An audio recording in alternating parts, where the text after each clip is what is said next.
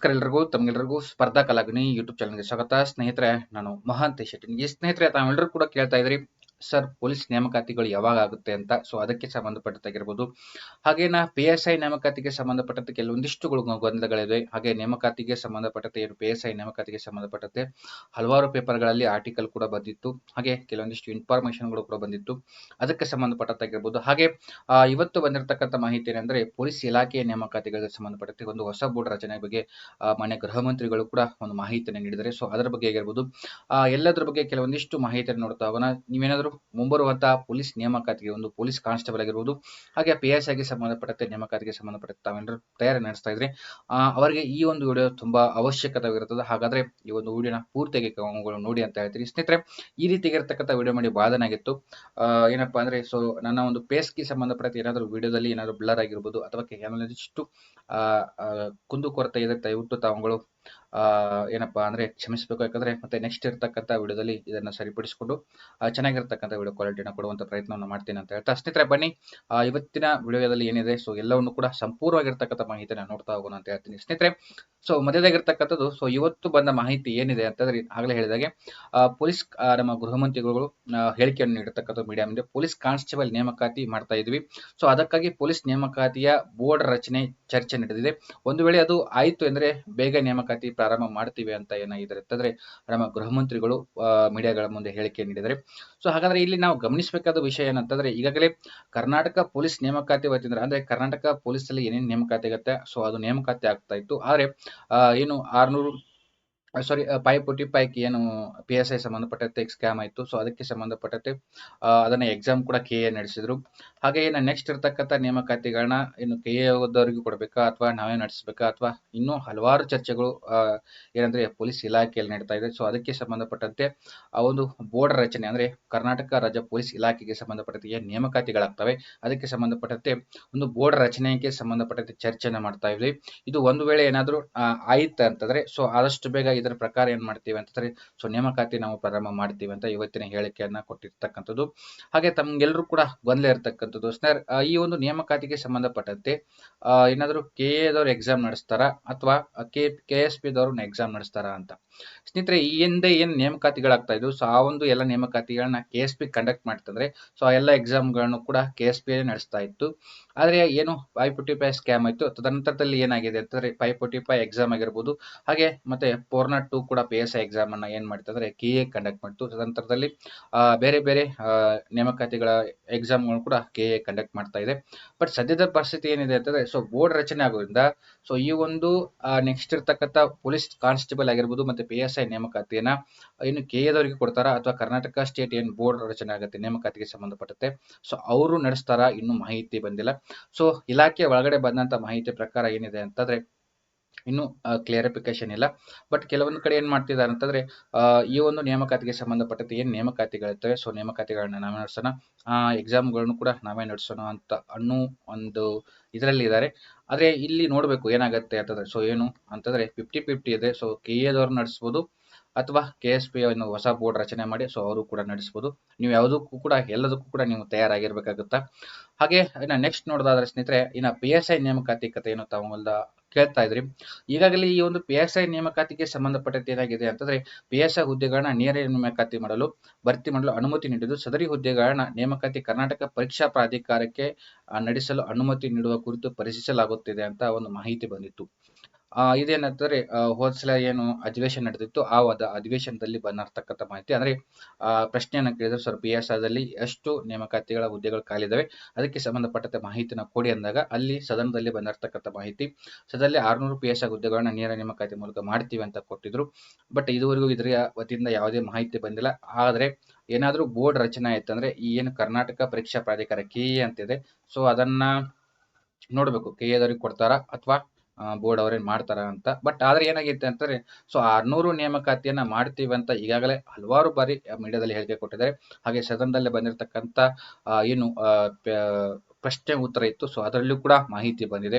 ಆದ್ರೆ ನಮಗೆ ಇಲ್ಲಿ ಕಾಡ್ತಾ ಇರೋ ಗೊಂದಲ ಏನಂತಂದ್ರೆ ಸೊ ಇತ್ತೀಚಿನ ಕೆಲವೊಂದಿಷ್ಟು ಮೀಡಿಯಾ ಹೇಳಿಕೆಗಳಾಗಿರ್ಬೋದು ಅಥವಾ ಪೇಪರ್ ಅಲ್ಲೇ ಬಂದಿರತಕ್ಕಂಥ ಮಾಹಿತಿಗಳಿರ್ಬೋದು, ಅಲ್ಲಿ ಏನು 600 PSIಗೆ ಸಂಬಂಧಪಟ್ಟಂತೆ ಯಾವುದೇ ರೀತಿಯಾದಂತಹ ಮಾಹಿತಿಗಳು ಬರ್ತಾ ಇಲ್ಲ. ತಾವೆಲ್ಲರೂ ಕೂಡ ಗಮನಿಸಿರ್ಬೋದು. ಹಾಗೆ ಇದಕ್ಕೆ ಸಂಬಂಧಪಟ್ಟಂತೆ ಕೆಲವೊಂದಿಷ್ಟು ಏನಪ್ಪಾ ಅಂದ್ರೆ ಮಾಹಿತಿಗಳನ್ನ ಕೂಡ ನಾವು ನೋಡ್ತಾ ಹೋಗೋದಾದ್ರೆ, ಮೊನ್ನೆ ಕನ್ನಡಪ್ರಭದಲ್ಲಿ ಕೂಡ ಒಂದು ಆರ್ಟಿಕಲ್ ಬಂದಿತ್ತು. SI ನೇಮಕಾತಿಗೆ ಗೃಹ ಇಲಾಖೆಯಿಂದ ರೆಡ್ ಸಿಗ್ನಲ್ ಅಂತ ಬಂದಿತ್ತು.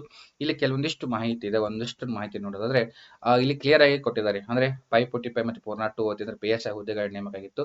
ಸೊ ಅಲ್ಲಿ ವಿಳಂಬ ಆಗಿತ್ತು. ಕಾರಣ ಏನಾಗಿದೆ ಅಂತಂದ್ರೆ, ಸೊ ಅಲ್ಲಿ ಇರ್ತಕ್ಕಂಥ ಹುದ್ದೆಗಳನ್ನ ನಾವು ಏನ್ ಮಾಡಿದ್ವಿ ಅಂದ್ರೆ ಪ್ರಮೋಷನ್ ಮಾಡಿ PSI ಅಂದ್ರೆ ASI ಪ್ರಮೋಷನ್ ಮಾಡಿ ಅವ್ರಿಗೆ ಏನ್ ಮಾಡಿದಾರೆ ಅಂತಂದ್ರೆ, ಸೊ PSI ಹುದ್ದೆಗಳನ್ನ ನೀಡಿದೀವಿ. ಸೊ ಸದ್ಯಕ್ಕೆ ಏನಾಗಿಲ್ಲ ಅಂತಂದ್ರೆ, ಸದ್ಯಕ್ಕೆ ಖಾಲಿ ಏನು PSI ಹುದ್ದೆಗಳು ಸದ್ಯಕ್ಕೆ ಲಭ್ಯವಿಲ್ಲ.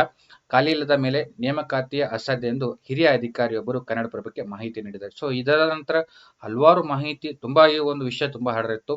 ಆದ್ರೆ ಏನಿದೆ ಅಂತಂದ್ರೆ, ಸೊ ಇದು ಕೂಡ ಏನಂತಂದ್ರೆ, ಸೊ ನೇಮಕಾತಿ ಪ್ರಾಧಿಕಾರದಿಂದ ಸೊ ಯಾವುದೇ ರೀತಿಯಾದಂತ ಮಾಹಿತಿಗಳು ಕೂಡ ಬಂದಿರಲಿಲ್ಲ. ಅಂದ್ರೆ ನಾವು ನೆಕ್ಸ್ಟ್ ಇರ್ತಕ್ಕಂಥ PSI ನೇಮಕಾತಿಯನ್ನು ನಡೆಸುವುದಿಲ್ಲ ಅಂತನೂ ಕೂಡ ಬಂದಿಲ್ಲ, ಆದ್ರೆ ನಡೆಸ್ತೀವಿ ಅಂತನೂ ಕೂಡ ಬಂದಿಲ್ಲ.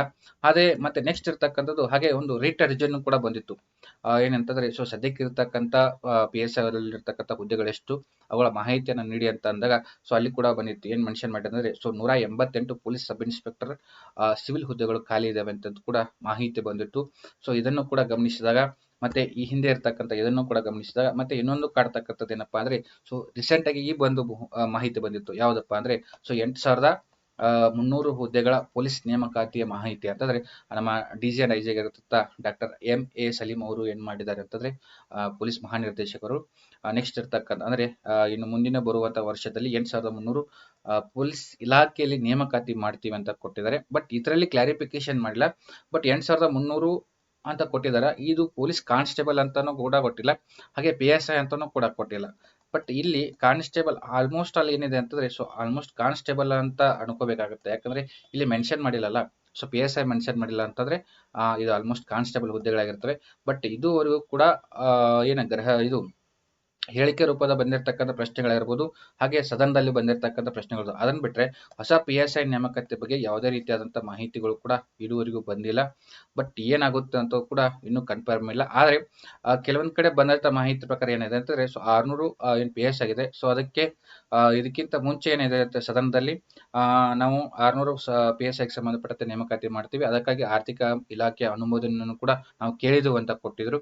ಬಟ್ ಇದರಿಂದ ಏನ್ ಆಗಿದೆ ಅಂತಂದ್ರೆ, ವಾಪಸ್ ಆರ್ಥಿಕ ಅನುಮೋದನೆ ಸಿಕ್ಕಿದೆಯಾ ಇಲ್ಲ ಇನ್ನೂ ಕೂಡ ಕನ್ಫರ್ಮ್ ಇಲ್ಲ. ಹಾಗೆ ಇನ್ನೊಂದ್ ಕಡೆ ಈ ಒಂದು ನೇಮಕಾತಿ ಆಗುತ್ತಾ ಇಲ್ಲೋ ಅಂತ ಇನ್ನೂ ಕನ್ಫರ್ಮ್ ಇಲ್ಲ. ನನ್ನ ಪ್ರಕಾರ ಸೊ 50-50 ಹೋಪ್ ಇದೆ. ಇದನ್ನ ಬಿಟ್ರೆ ಮತ್ತಿನ್ ನೆಕ್ಸ್ಟ್ ಇರ್ತಕ್ಕಂಥದ್ದು ಏನಪ್ಪಾ ಅಂದ್ರೆ, ಸೊ ನೇಮಕಾತಿಗಳು ಯಾವಾಗ ಆರಂಭ ಆಗುತ್ತೆ ಅಂತ ತಮ್ಮಗಳಲ್ಲೂ ಕೂಡ ಕೇಳ್ತಾ ಇದ್ರೆ, ಸೊ ಸ್ನೇಹಿತರೆ ಈಗಾಗಲೇ ಒಳ ಮೀಸಲಾತಿಗೆ ಸಂಬಂಧಪಟ್ಟಂತೆ ಹೈಕೋರ್ಟ್ ಅಲ್ಲಿ ಡಿಸಿಷನ್ ಇದೆ. ಯಾವಾಗ ಅಂತಂದ್ರೆ ಫೆಬ್ರವರಿ 12 ಹಿಯರಿಂಗ್ ಇದೆ. ಸೊ ಅಲ್ಲಿ ಏನೇನಾಗುತ್ತೆ ಅದರ ಮೇಲೆ ಏನಾಗುತ್ತೆ ಅಂದ್ರೆ ಮುಂದಿನ ಎಲ್ಲಾ ನೇಮಕಾತಿಗಳು ನಿಂತಿದೆ. ಹಾಗೆ ಇದ್ರ ಮಧ್ಯೆ ಏನಿದೆ ಅಂತಂದ್ರೆ, ಸೊ ಮಾರ್ಚ್ 8ಕ್ಕೆ ಬಜೆಟ್ ಆಗುವ ಸಾಧ್ಯತೆ ಇದೆ. ಮಾರ್ಚ್ 8ಕ್ಕೆ ಕರ್ನಾಟಕ ಸರ್ಕಾರದ ಜೊತೆ ಬಜೆಟ್ ಆಗುವ ಸಾಧ್ಯತೆ ಇದೆ. ಇದನ್ನ ಬಿಟ್ರೆ ಏಪ್ರಿಲ್ ಮತ್ತು ಮೇ ಅಲ್ಲಿ ಗ್ರಾಮ ಪಂಚಾಯತಿ ಚುನಾವಣೆಗಳು ಕೂಡ ನಡೀತಾ ಇದಾವೆ. ಸೊ ಇವುಗಳ ಮಧ್ಯದಲ್ಲಿ ಏನಪ್ಪಾ ಅಂದ್ರೆ, ಸೊ ಹೊಸ ನೇಮಕಾತಿಗಳನ್ನ ಮಾಡ್ಬೇಕಾಗಿರ್ತಕ್ಕಂಥದ್ದು. ಸೊ ಯಾವಾಗ ಮಾಡ್ತಾರೆ ಎಂಬುದು ಕೂಡ ಇನ್ನೂ ಗೊಂದಲಮಯವಾಗಿದೆ. ಆಲ್ಮೋಸ್ಟ್ ಫೆಬ್ರವರಿ 12ಕ್ಕೆ ಏನು ಹಿಯರಿಂಗ್ ಇದೆ. ಸೊ ಆ ಒಂದು ಹಿಯರಿಂಗ್ ನಡುವೆ ಈ ಒಂದು ನೇಮಕಾತಿನ ಮಾಡಬೇಕು ಅಂತ ಅಂದ್ರೆ ಈ ಒಂದು ಹಿಯರಿಂಗ್ ಆದ್ಮೇಲೆ ನೇಮಕಾತಿ ಆಗೋದು. ಬಟ್ ಈ ಒಂದು ಹಿಯರಿಂಗ್ ಎಲ್ಲಿ ಏನೇನಾಗುತ್ತೆ, ಸೊ ಒಳ ಮೀಸಲಾತಿಗೆ ಸಂಬಂಧಪಟ್ಟಂತೆ ಕೋರ್ಟ್ ಏನೇನು ಡಿಸಿಷನ್ ಕೊಡುತ್ತೆ, ಈ ಹಿಂದೆ ರಾಜ್ಯಪಾಲರು ಕೂಡ ಮತ್ತೆ ಒಳ ಮೀಸಲಾತಿಗೆ ಸಂಬಂಧಪಟ್ಟಂತೆ ಏನು ಇದು ಪೆಂಡಿಂಗ್ ಇತ್ತು, ಬಿಲ್ ಪೆಂಡಿಂಗ್ ಇತ್ತು, ಅದನ್ನು ಕೂಡ ಒಳ್ಳೆ ಕಳಿಸಿದ್ದಾರೆ. ಅದನ್ನು ಕೂಡ ನೋಡ್ಬೇಕು, ಏನೇನೋ ರಾಜ್ಯಪಾಲರು ಯಾವ ರೀತಿಯಾದಂತ ತಮ್ಮ ಒಂದು ನಿರ್ಧಾರವನ್ನು ಕೈಗೊಳ್ಳುತ್ತಾರೆ ಅನ್ನುವ ಮೇಲೆ ಮುಂದೆ ಇರ್ತಕ್ಕಂಥ ಏನು ಕರ್ನಾಟಕ ಪೊಲೀಸ್ ಆಗಿರ್ಬೋದು, ಬೇರೆ ಬೇರೆ ಕರ್ನಾಟಕ ರಾಜ್ಯ ಸರ್ಕಾರದ ನೇಮಕಾತಿಗಳು ನಿಂತಿದೆ ಅಂತ ಹೇಳ್ತಾ, ಸ್ನೇಹಿತರೆ ಒಟ್ಟಾರೆಯಾಗಿ ಫೆಬ್ರವರಿ 12ಕ್ಕೆ ಏನು ಒಳ ಮೀಸಲಾತಿಗೆ ಸಂಬಂಧಪಟ್ಟಂತೆ ಕೋರ್ಟ್ ಹಿಯರಿಂಗ್ ಇದೆ. ತದನಂತರದಲ್ಲಿ ನೇಮಕಾತಿಗೆ ಸಂಬಂಧಪಟ್ಟಂತೆ ನಡೆಯುತ್ತೆ. ಸೊ PSIಗೆ ಸಂಬಂಧಪಟ್ಟಂತೆ ಇಂದು ಕೂಡ ಯಾವುದೋ ರೀತಿಯಾದಂತಹ ಮಾಹಿತಿ ಬಂದಿಲ್ಲ. ಬಟ್ ಯಾವಾಗ ಬರುತ್ತೆ ಅಂತನೂ ಕೂಡ ಗೊತ್ತಿಲ್ಲ. ಬಟ್ ನೇಮಕಾತಿ ಆಗುತ್ತೋ ಅಂತನೂ ಕೂಡ ಗೊತ್ತಿಲ್ಲ. ಸೊ ಆಲ್ಮೋಸ್ಟ್ ಆಗಿ ಸದನದಲ್ಲಿ ಹೇಳಿರೋ ಹಾಗೆ, ಸೊ 600 PSIಗಳ ಹುದ್ದೆಗಳು ಖಾಲಿದಾವೆ, ಅವುಗಳನ್ನ ಅಪೀಲ್ ಮಾಡ್ತೀವಿ ಅಂತ ಕೂಡ ಕೊಟ್ಟಿದ್ದಾರೆ. ಸೊ ನೋಡೋಣ, ವೇಟ್ ಮಾಡೋಣ. ಆದ್ರೆ ಪೊಲೀಸ್ ಕಾನ್ಸ್ಟೇಬಲ್ ಏನಿದೆ, ಸೊ ಪೊಲೀಸ್ ಕಾನ್ಸ್ಟೇಬಲ್ ಅದ್ ಮಾತ್ರ ನೇಮಕಾತಿ ಆಗೇ ಆಗುತ್ತೆ. ಸುಮಾರು 8,000ಕ್ಕಿಂತ ಹೆಚ್ಚು ಹುದ್ದೆಗಳು ಖಾಲಿ ಇದಾವೆ. 8,000ಕ್ಕಿಂತ ಹೆಚ್ಚು ಹುದ್ದೆಗಳು ಖಾಲಿ ಇದಾವೆ. ಸೊ ಆದ್ರೆ ಈ ಒಂದು ನೇಮಕಾತಿಯನ್ನ ಏನ್ ನೇಮಕಾತಿ ನಮ್ಮ ಕರ್ನಾಟಕ ಪೊಲೀಸ್ ಇಲಾಖೆ ವತಿಯಿಂದ ಏನ್ ಪೊಲೀಸ್ ಇದಿದೆ, ಸೊ ಅವರು ಹೊಸ ಬೋರ್ಡ್ ರಚನೆ ಮಾಡ್ತೀವಿ ಅಂತ ಹೇಳಿದ್ರೆ, ಸೊ ಅವರೇ ನಡೆಸ್ತಾರ ಅಥವಾ ಕೆ ಎದವ್ರಿಗೆ ಕೊಡ್ತಾರೆ ಅದು ಕೂಡ ಇನ್ನೂ ಕನ್ಫರ್ಮ್ ಇಲ್ಲ. ನೀವು ಒಟ್ಟಿನಲ್ಲಿ ಏನು ಮಾಡಿ ಅಂತಂದರೆ, ಸೊ ಕೆ ಎದವರು ನಡೆಸಿದ್ರು ಕೂಡ ನೀವು ಎಕ್ಸಾಮ್ ಬರೆಯೋದಕ್ಕೆ ರೆಡಿ ಆಗಿರಬೇಕು. ಹಾಗೆ ನಮ್ಮ KSP ಡಿಪಾರ್ಟ್ಮೆಂಟ್ ಅವರು ನಡೆಸಿದ್ರು ಕೂಡ ನೀವು ಎಕ್ಸಾಮ್ ಬರೆಯೋದಕ್ಕೆ ರೆಡಿ ಇರಬೇಕು. ಸೊ ಯಾವುದೇ ರೀತಿಯಾದಂಥ ಎಕ್ಸಾಮ್ ಬರೆದು ನೀವು ರೆಡಿ ಇರಬೇಕು ಅಂತ ಹೇಳ್ತಾ, ಸುಮಾರು 8,000ಕ್ಕಿಂತ ಫಸ್ಟ್ ಪ್ಲಸ್ ಪೊಲೀಸ್ ಕಾನ್ಸ್ಟೇಬಲ್ ಹುದ್ದೆಗಳಿದೆ. ಹಾಗೆ ನನಗೂ ಕೂಡ ಒಳ್ಳೆಯದು PSI ಆದರೆ, ಇನ್ನು ಯಾಕಂದರೆ ಮಾಹಿತಿ ಬಂದಿಲ್ಲ, ಸೊ ಅದಕ್ಕಾಗಿ ಹೇಳ್ತಾ ಇದ್ದೀನಿ. PSI ಬಂದರೆ ಇನ್ನೂ ಕೂಡ ತುಂಬ ಒಳ್ಳೆಯದು. ಯಾಕಂದರೆ ಹಲವಾರು ದಿನಗಳಿಂದ PSI ನೋಟಿಫಿಕೇಶನ್ ಆಗಿಲ್ಲ. ಸುಮ್ಮನೆ 2022ರ ಹಿಂದೆ ನೋಟಿಫಿಕೇಶನ್ ಆಗಿತ್ತು. ಅದು 545 ಮತ್ತು 402 ತದನಂತರದಲ್ಲಿ ಮತ್ತೆ ಯಾವುದೇ ರೀತಿಯಾದಂಥ ನೋಟಿಫಿಕೇಶನ್ ಆಗಿಲ್ಲ. ಅದಕ್ಕಾಗಿ ಹಲವಾರು ಜನ ಕಾಯ್ತಾ ಇದ್ದಾರೆ. ನೋಡೋಣ ಎಲ್ಲಿವರೆಗೆ ಕ್ರಮ ಏನೇನು ಕೈಗೊಳ್ತಾರೆ. ಸೊ ವೇಟ್ ಮಾಡೋಣ ಅಂತ ಹೇಳ್ತಾ, ಸ್ನೇಹಿತರೆ ಇದಿಷ್ಟು ಏನಪ್ಪ ಇವತ್ತಿನ ಒಂದು ಮಾಹಿತಿ ಆಗಿರ್ತದೆ. ಈ ಒಂದು ವಿಡಿಯೋನ ನೋಡ್ತಕ್ಕಂಥ ತಾವು ಸ್ಪರ್ಧಾ ಕಾಲಗ್ನಿ ಯೂಟ್ಯೂಬ್ ಚಾನಲ್ನ ಯಾರು ಸಬ್ಸ್ಕ್ರೈಬ್ ಮಾಡ್ಕೊಂಡಿಲ್ಲ ಸಬ್ಸ್ಕ್ರೈಬ್ ಮಾಡ್ಕೊಳ್ಳಿ. ಹಾಗೆ ಮುಖ್ಯವಾಗಿ ಏನಂತಂದರೆ ಟೆಲಿಗ್ರಾಮ್ ಚಾನಲ್ ಇದೆ. ಈ ಎಲ್ಲ ಮಾಹಿತಿಗಳನ್ನ ನಾವು ಮುಖ್ಯವಾಗಿರ್ತಕ್ಕಂಥ ಮಾಹಿತಿಗಳನ್ನ ಸಾಧ್ಯ ಆದರೂ ವಿಡಿಯೋ ಮಾಡಿ ಹಾಕ್ತಾ ಇರ್ತೀನಿ. ಇಲ್ಲ ಅಂತಂದರೆ ನಮ್ಮ ಟೆಲಿಗ್ರಾಮ್ ಚಾನಲಲ್ಲಿ ನೀಡ್ತಾ ಇರ್ತೀನಿ. ಸೊ ಯಾರು ಟೆಲಿಗ್ರಾಮ್ ಚಾನಲ್ ಜಾಯ್ನ್ ಆಗಿಲ್ಲ ಜಾಯ್ನ್ ಆಗಿ. ಹಾಗೆ ವಾಟ್ಸಪ್ ಚಾನಲ್ ಕೂಡ ಇದೆ, ಹಾಗೆ ಇನ್ಸ್ಟಾಗ್ರಾಮ್ ಕೂಡ ಇದೆ. ಸೊ ತಾವುಗಳು ಎಲ್ಲಿ ಟಚ್ಚಲ್ಲಿ ಇರಬೇಕು ಅನಿಸುತ್ತೆ ಅಲ್ಲಿ ಟಚ್ಚಲ್ಲಿ ಇರಿ ಅಂತ ಹೇಳ್ತಾ, ಇಲ್ಲಿವರೆಗೂ ಈ ಒಂದು ವಿಡಿಯೋನ ವೀಕ್ಷಿಸ್ತಕ್ಕಂಥ ತಮಗೆಲ್ಲರಿಗೂ ಶುಭವಾಗಲಿ. ಧನ್ಯವಾದಗಳು.